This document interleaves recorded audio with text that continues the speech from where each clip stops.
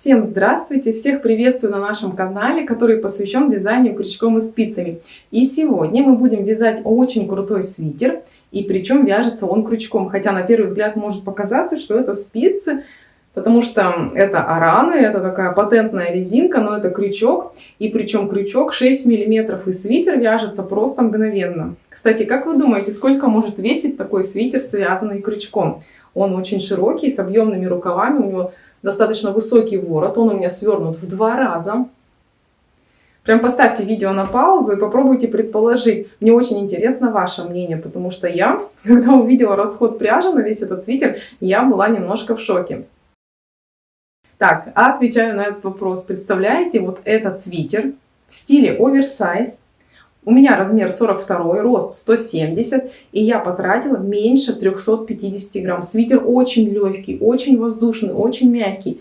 И все, конечно, это благодаря очень интересной пряже от Пехорки.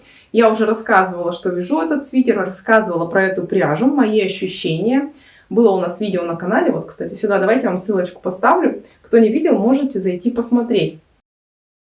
И вот эта пряжа именно дает эффект легкости. Я даже вам советовала вязать вот именно из такой пряжи объемные вещи. Или, например, пледы, которые после вязки становятся тяжелыми. А вот эта пряжа их облегчит. И вы понимаете, вот такой вот свитер можно связать из 350 грамм. Причем, да, я его надела на размер 42, но он вполне до 46 размера вы можете вязать по моим меркам. Сейчас вам, кстати, спинку покажу тоже.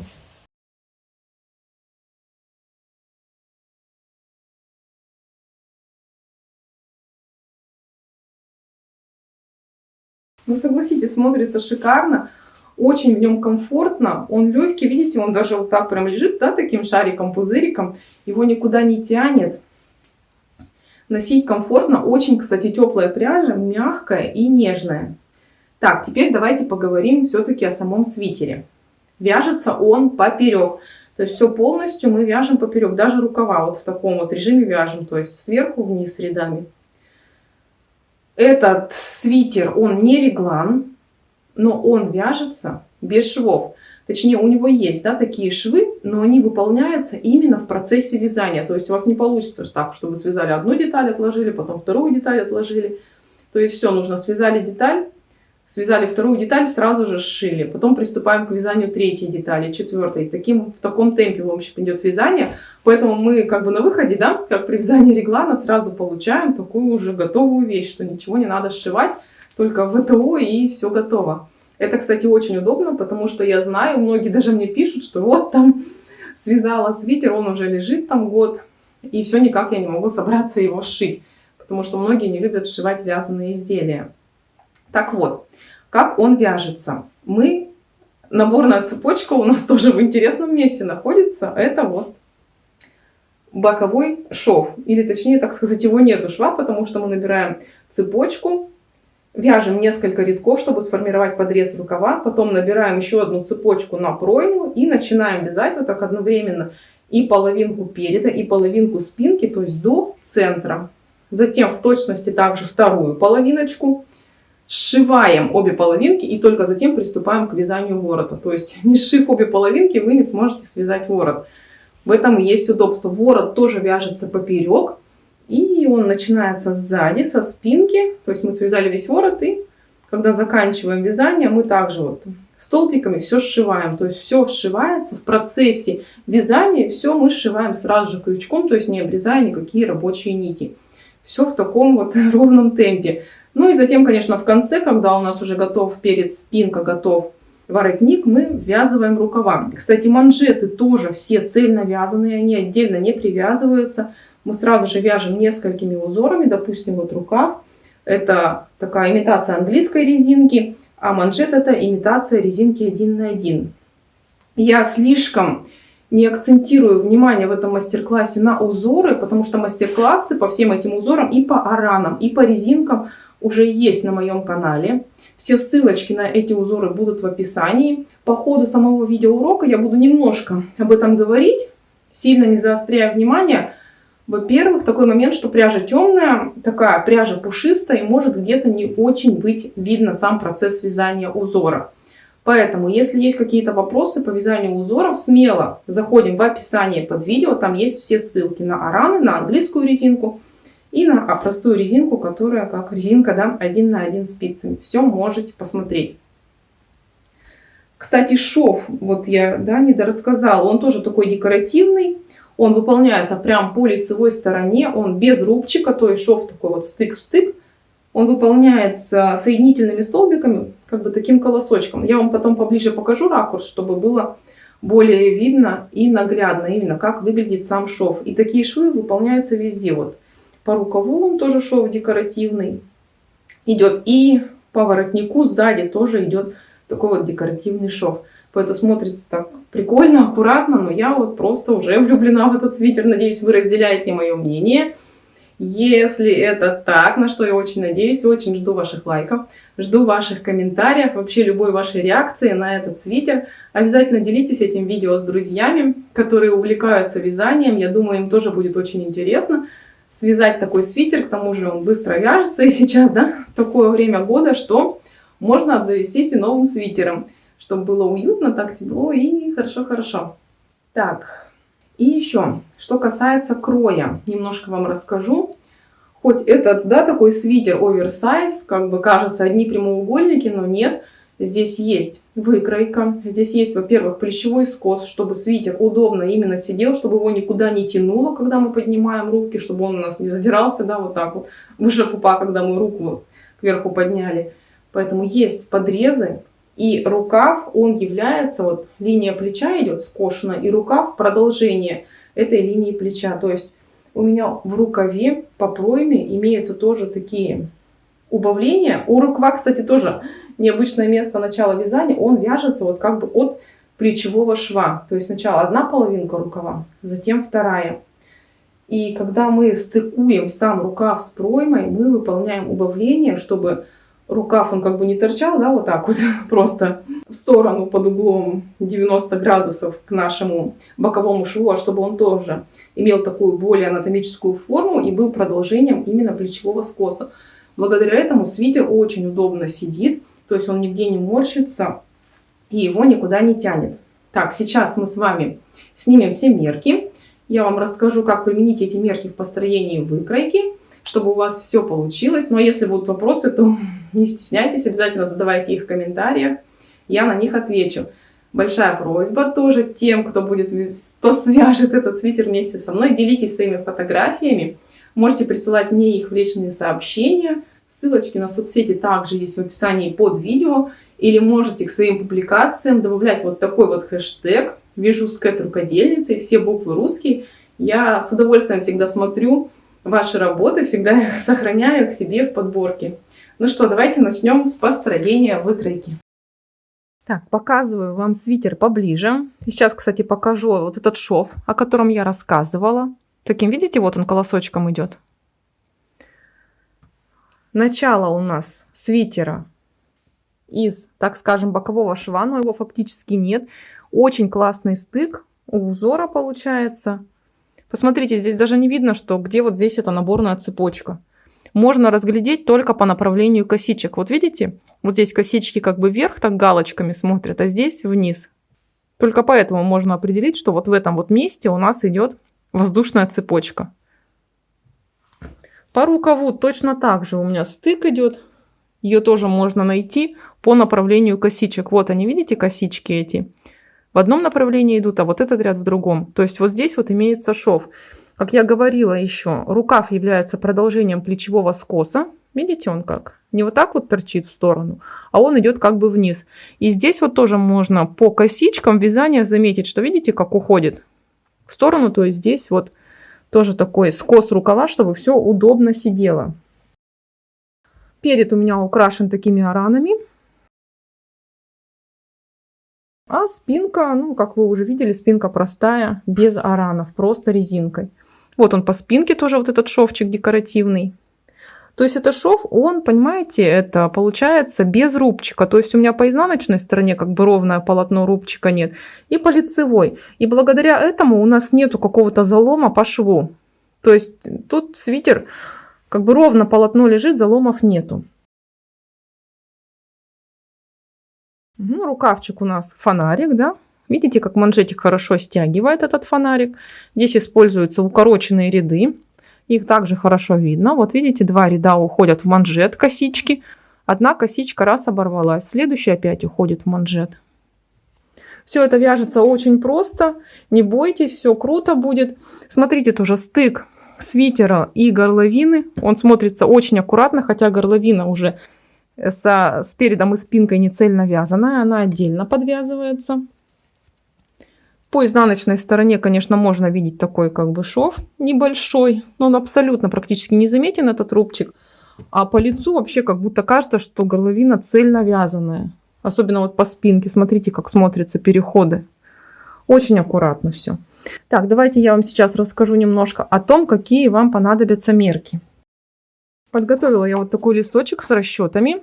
Так, сейчас я его вставлю сюда в видео. Вы поставите на паузу и сделаете себе скриншот, чтобы было удобнее смотреть. Так, обращаю внимание, что свитер вяжется поперек. У меня вот здесь везде показаны стрелочки, которые указывают направление вязания. Мы сначала вяжем одну половинку свитера, да, к центру, потом вторую половинку свитера к центру.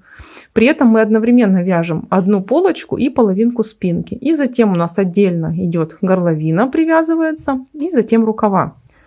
Мерок нам нужно минимальное количество. Это обхват груди ваш и обхват плеча или бицепса. Обязательно руку при этом сгибайте в локтевом составе, потому что при сгибании у нас объем плеча увеличивается. И также вы должны определиться с длиной вашего свитера, то есть какой вы хотите его видеть длиной, и определиться с длиной рукава. Но длину рукава я рекомендую уже измерять после того, как вы свяжете как бы, да, вот этот жилет с воротником, грубо говоря, да, свитер без рукавов, чтобы четко увидеть длину рукава, потому что у нас плечо спущенное, и вы можете просто не угадать рукав и сделать его слишком длинным. Ну, если заранее определите какую-то мерку. Поэтому с длиной рукава лучше попозже определяться. И смотрите, как мы рассчитываем. Мы рассчитываем ширину половинки переда или половинки спинки. Для этого мы обхват груди делим на 4 и добавляем свободу облегания. У меня обхват груди 86, делю на 4, на свободу облегания 5 сантиметров. И в итоге у меня вот половинка ширины переда 26,5 сантиметров. И дальше нам нужно определиться с высотой проймы. Он идет из обхвата плеча. Наш обхват плеча я делю пополам, плюс свобода облегания. Я хотела рукав делать широкий, такой фонарик, поэтому на свободу брала достаточно большое количество, 8 сантиметров. И в итоге получилось, что высота проймы у меня 20 сантиметров. Посмотрите, вот здесь у меня 19, и у меня есть еще небольшой подрезик. 1 сантиметр в общей сложности 20. Потом все это расскажу, как этот подрезик формируется. Не бойтесь, все максимально просто. Все вот эти плечевые скосы рукавов формируются максимально просто. Смотрите, так, манжетик. Еще у меня 5 сантиметров. Вы тоже можете взять любую на ваше усмотрение. Высота горловины 27 сантиметров. Это высота цепочки, которую я набрала после того, как соединила спинку и перед. Смотрите, спереди у меня есть вот такой узор из цепочек. Я его схематично нарисовала с одной стороны свитера, потому что у нас свитер, да, как симметричный. Он имеет шов, грубо говоря, по центру. И смотрите, вы можете вообще весь перед выполнять этим узором. Я просто отступила вот от проймы буквально 6 сантиметров. То есть, если посмотреть на сам свитер, вот видите, вот здесь у меня пройма, вот уже стык рукава, вот у меня вот 3 косички, и дальше пошел узор. То есть минимальное какое-то количество, хотя можно его не отступать. Это абсолютно на ваше усмотрение. Можете сделать больше, можете меньше. Как угодно. То есть здесь определенной какой-то схемы нет. Можете вообще не вязать узор, а связать просто вот резинкой, как идет спинка и как рукав. То есть без узора. Так, горловинка, она вяжется у нас резинкой из соединительных столбиков. А сам свитер вяжется соединительными столбиками с накидом. Ну и манжетики тоже у нас по рукаву. Это соединительные столбики. И по краю свитера это тоже манжетик из соединительных столбиков. О том, что манжеты цельновязанные, я уже сказала. Наша наборная цепочка изначально она включает в себя высоту манжета и сам вот высоту свитера от, получается, да, нашего подреза и до края. То есть это уже на ваше усмотрение берется именно вот эта вот длина свитера. Какой вы хотите? В форме туники такой длины или как обычный свитер. Давайте будем начинать.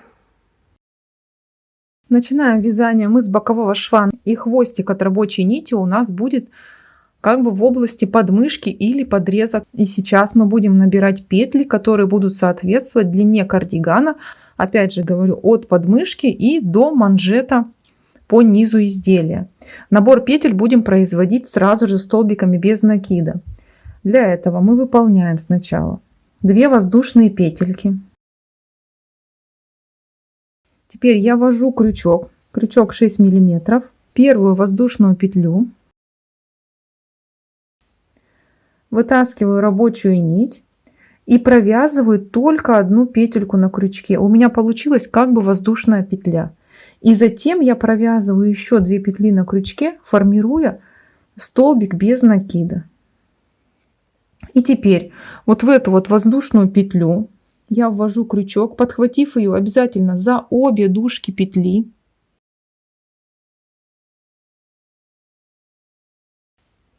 Вытаскиваю рабочую нить. Опять провязываю сначала одну ниточку, формируя как бы воздушную петлю.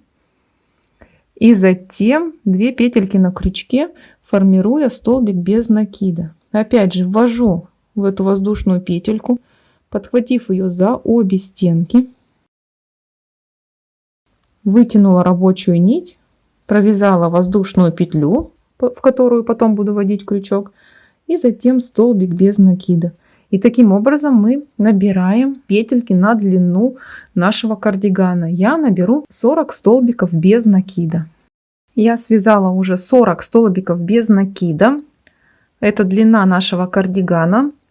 Сейчас я свяжу 10 воздушных петель. Это будет манжет кардигана. Просто выполняем воздушную цепочку. И эта воздушная цепочка должна равняться высоте вашего желаемого манжета. У меня будет 10 петель. Затем воздушная петелька подъема. И начиная со второй от крючка петли вяжем по этой цепочке по воздушной столбики соединительные. То есть у меня была воздушная цепочка на 10 петель. Поэтому я вяжу 10 соединительных столбика.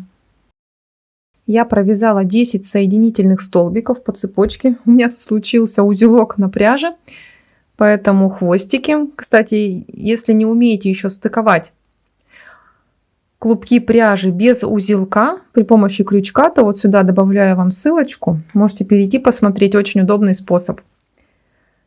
Провязала я по воздушной цепочке соединительные петельки. И вот эту вот последнюю 10-ю соединительную петлю отмечаю маркером. И воздушную петлю, в которую связана вот эта соединительная петля последняя, то есть первая воздушная петелька, также отмечаю маркером, чтобы потом не сбиваться. Дальше мы переходим уже на столбики без накида и начинаем вязать соединительными столбиками с накидом. То есть мы выполняем накид на крючок. У нас здесь имеются петельки, то есть 2 стеночки петли. Вот я подхватила, первая, вторая стенка. Вязать мы будем только за заднюю стенку петли. Ввела крючок, вытащила рабочую нить и сразу же протягиваю и через накид, и через петлю. И таким образом мы вяжем по всей цепочке из столбиков без накида.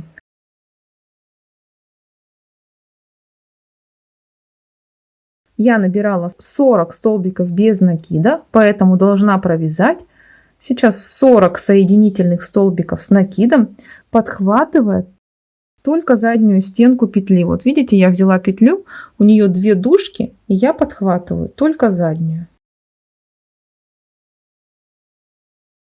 Если на такой пряже не очень хорошо видно, как подхватывать ниточку, то в описании под видео есть ссылочка на видеоурок на моем канале, именно посвящена вязанию этого узора. Вы можете перейти и посмотреть. Провязала я ряд из соединительных столбиков с накидом. В итоге у меня их получилось 40, как я сказала. И дальше мы будем снова набирать воздушную цепочку, и она будет уже определять наш рукав.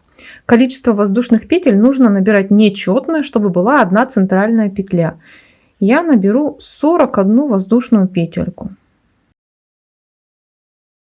Набрала я воздушную цепочку, она будет образовывать у меня пройму, и среднюю петлю, в моем случае это 21 петелька, я отметила маркером.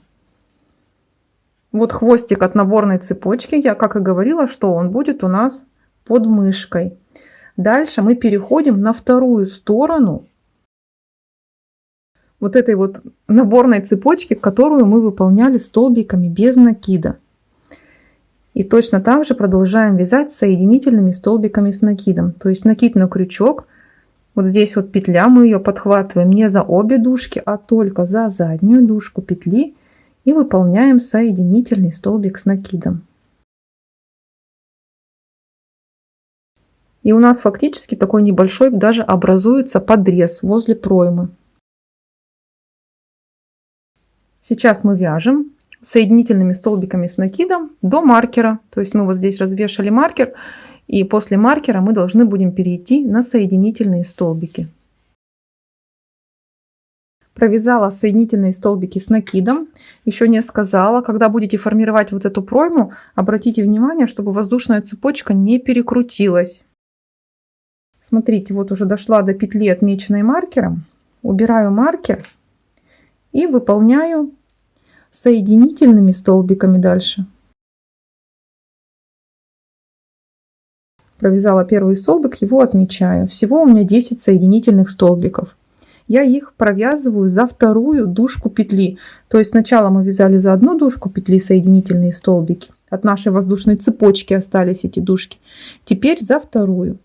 И выполняем таким образом соединительные столбики до конца ряда.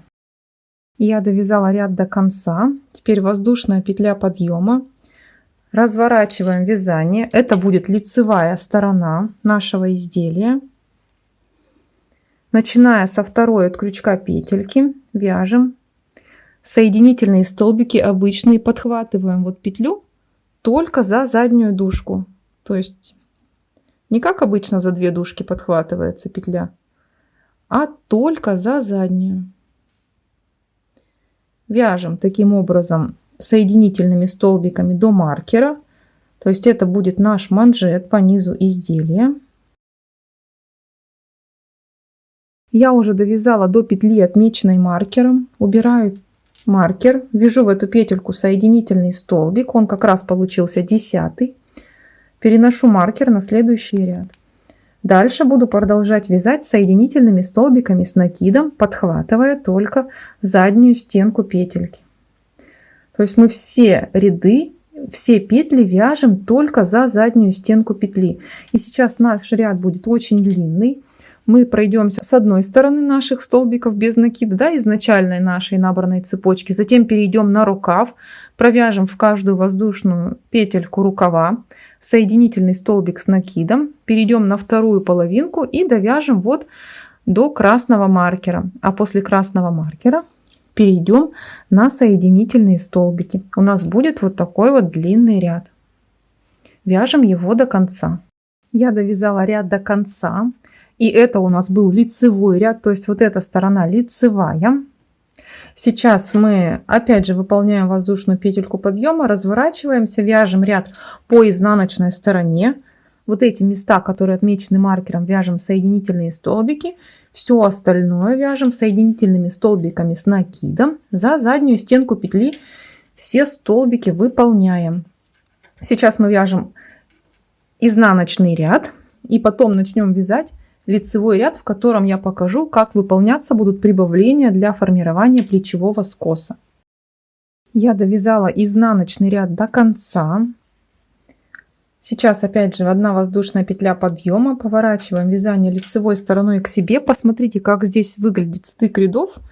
Его абсолютно незаметно, то есть вот между этими двумя косичками как раз идет стык. По изнаночной стороне тут более заметная стыковка идет, а по лицевой вообще как будто цельное полотно.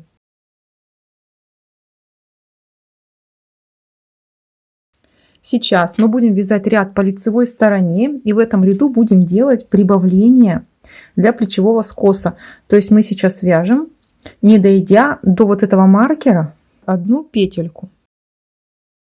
Не забываем, что выполняем манжет соединительными столбиками, основную часть вяжем соединительными столбиками с накида. Посмотрите, я не дошла до маркера, одну петельку, и сейчас в эту петлю я свяжу прибавление, то есть 2 соединительных столбиков с накидом в одну петлю. Подхватываю также только за заднюю стенку. Провязала первый столбик и в ту же петлю выполняю второй столбик.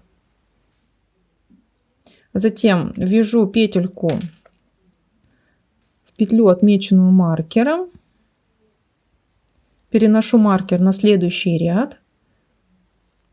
И после маркера тоже сразу же выполняю прибавление, потому что одна прибавка у нас получается со стороны переда, а вторая прибавка уже идет со стороны спинки, чтобы у нас и спинка, и перед росли равномерно. Также провязала 2 столбика в одну петлю. И дальше продолжаю выполнять ряд уже по узору, то есть основная часть у нас столбики с накидом и манжет просто соединительные столбики.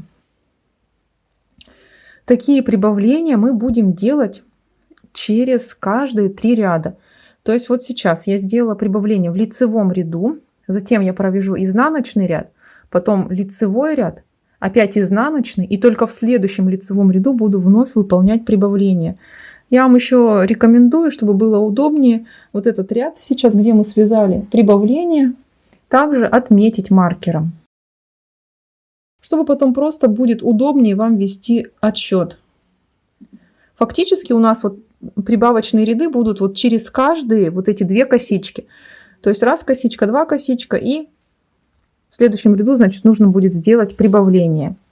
Таким образом мы вяжем до начала нашего узора из цепочек. То есть потом перейдем спереди, будем вязать узор из цепочек.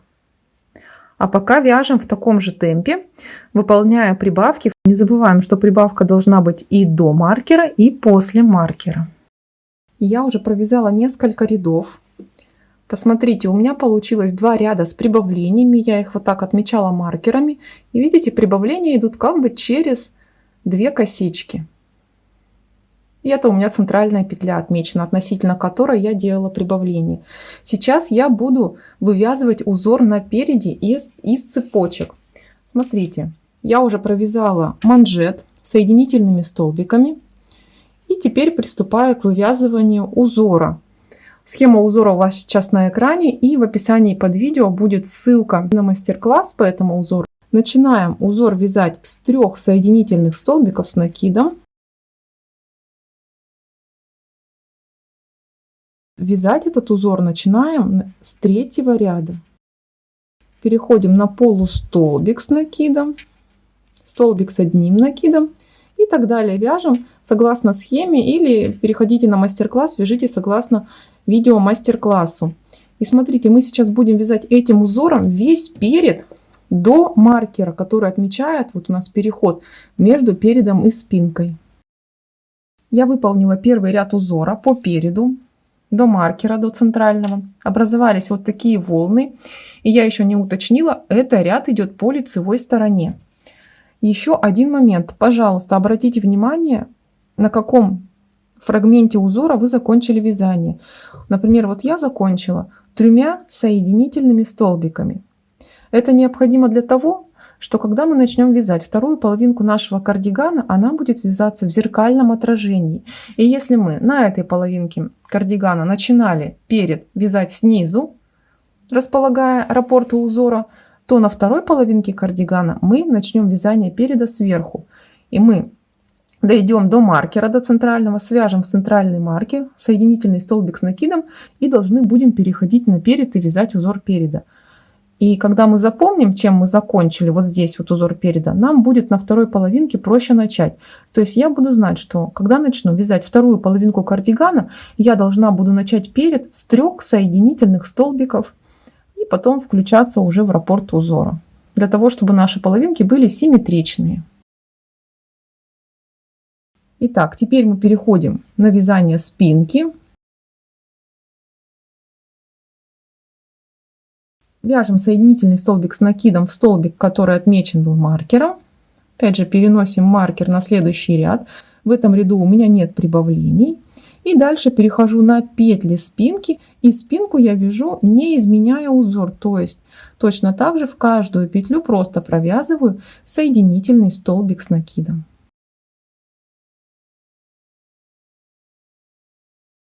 И таким образом мы сейчас будем продолжать вязать наш кардиган, вывязывая спереди узор. Я свяжу 3 дорожки с цепочками, у вас может быть их больше. И потом мы уже приступим к вывязыванию выреза горловины. Я уже провязала узор на полочке, вот 3 ряда цепочек. Закончила именно рядом, в котором мы выполняем такие вытянутые длинные петельки, опустившись на 3 ряда ниже. Явный плечевой скос образовался.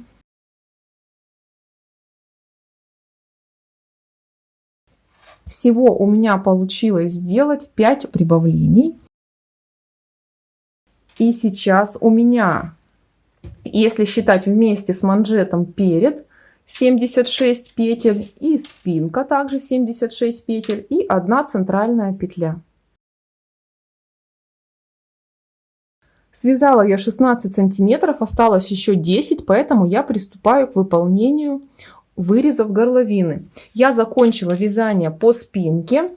И будем формировать сначала вырез на спинке, а потом уже перейдем к полочке. И сейчас я до маркера, до центрального не довяжу 4 петельки. То есть это примерно 4 сантиметра. Это будет такая основная глубина горловины. В моем случае это вот 4 петельки. Все, приступаем к вязанию. Вяжем сейчас только спинку. И будем формировать вырез. То есть я вяжу спинку по рисунку, не дойдя до маркера, 4 петельки. Я не довязала до маркера 4 петли. Выполняю воздушную петельку подъема, разворачиваюсь и продолжаю вязать следующий ряд. И сейчас мы этот ряд довяжем до конца. И потом, когда будем подниматься вновь к вырезу горловины, мы не довяжем на 1 петельку ряд. Смотрите, вот я не довязала следующий ряд уже на 1 петлю. То есть сначала мы не довязали 4 петельки, потом 1 петлю. И опять же выполняю воздушную и разворачиваюсь. И вяжу в обратном направлении соединительными столбиками с накидом. Вот видите, как бы такая получилась ступенька. Вот таких ступенек должно получиться 2. И затем мы будем вязать уже рядами без недовязывания петель. То есть будет одинаковое количество петель в рядах. Смотрите, у меня уже образовалось 2 ступеньки. То есть получается, я 2 раза не довязала по 1 петле. Сейчас я выполняю 1 воздушную петельку. И дальше вяжу уже рядами, не уменьшая количество петель в ряду. То есть у меня будет получаться дальше ровное полотно. И связать мне нужно таким образом на 10 сантиметров. И у нас образуется как бы вот такой более или менее плавный скос для горловины. И дальше он пойдет прямым. Довязываем таким образом на необходимую ширину горловины. То есть я выбрала 10 сантиметров. Я уже довязала спинку. Посмотрите, какой красивый округлый вырез получился. Закончила вязание по низу. Рабочую нить не обрезаем. Мы ей будем потом выполнять шов посередине спинки. И петельку я вот таким образом зафиксировала маркером, чтобы она не выдернулась. Сразу же сделаю такую пометочку. Когда мы начнем вязать вторую половинку нашего свитера, то мы начнем вязание не со спинки, как здесь, а спереда. Сейчас мы поворачиваем наше изделие передом и приступим к вязанию передней части свитера. Мы будем выполнять примерно такой же округлый вырез, но сделаем его чуть глубже. То есть, если вот здесь я отступила 4 сантиметра от центра, здесь я отступлю 5 сантиметров. В моем случае это 5 петель. И буду вывязывать горловинку и сформирую не 2 ступеньки, как вот мы сформировали на спинке, а сделаю 2 таких ступеньки И потом продолжу вязание ровным полотном. Связать нужно будет точно такое же количество рядов. Начинаем с изнаночной стороны. Берем новый клубочек. Я отступаю от центра 5 петель. Вот петля, отмеченная маркером. 1, 2, 3, 4, 5. И начиная с 6 петли ввожу крючок также только за заднюю стенку. Фиксирую нашу рабочую нить. Я для этого обе ниточки и хвостик, и рабочую нить продергиваю в петлю, и потом хвостик вот таким образом вытаскиваю. Вязать будем продолжать вот таким же узором из цепочек. Сейчас у меня идет изнаночный ряд, и мне необходимо провязать просто ряд из соединительных столбиков с накидом. Вяжем все точно так же за заднюю стенку петли. Я сейчас довяжу этот ряд до конца и вернусь к началу. И затем мы сделаем ступеньку и продолжим вязать следующий ряд, который уже будет на одну петлю короче этого ряда.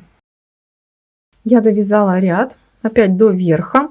И смотрите, теперь вытягиваю петельку, беру наш клубочек и протаскиваю сквозь эту петлю.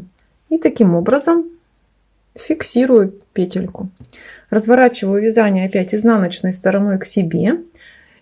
И смотрите, теперь начиная со второй петельки, то есть одну пропускаю, во вторую ввожу крючок. Здесь у меня будет образовываться протяжка из рабочей нити на длину одной петли. Выполняю воздушную и начиная с этой же петельки вяжу наш узор. То есть вот таким образом будет получаться ступенька, и здесь всегда будет протяжка из рабочей нити. Также обращаю внимание, когда мы с вами начнем вязать вторую половинку нашего свитера, то вот такие вот протяжки из рабочей нити будут образовываться наоборот на спинке, а перед будет вязаться без вот таких протяжек. Ну и в таком темпе мы вяжем 3 ступеньки и затем переходим на ровное полотно и таким образом заканчиваем вязание переда. Также не забываем соблюдать узор, который у нас идет по переду. Постепенно просто будут срезаться петельки из нашего узора. Я довязала полочку до конца. Получился вырез спереди чуть более глубокий, чем сзади. Закончила я полочку сверху, так как начала ее вязать сверху, поэтому и закончила сверху. Рабочую нить обрезала. Теперь точно так же вяжем и вторую часть свитера. Я уже ее выполнила. Здесь мы наоборот закончили вязание по низу, потому что я уже говорила, вторая полочка будет вязаться в зеркальном отображении, и мы должны будем начать вязание не со спинки, как здесь, а спереди. Спинку я закончила вязать сверху. На этом первую часть мастер-класса я заканчиваю. Работы вам предостаточно. В следующей части мы свяжем воротник и рукава для свитера. А на этом я пока с вами прощаюсь. Очень жду ваших лайков, ваших комментариев. Обязательно подписывайтесь на канал, если вы сегодня первый раз меня увидели. До скорых встреч. Всем пока-пока.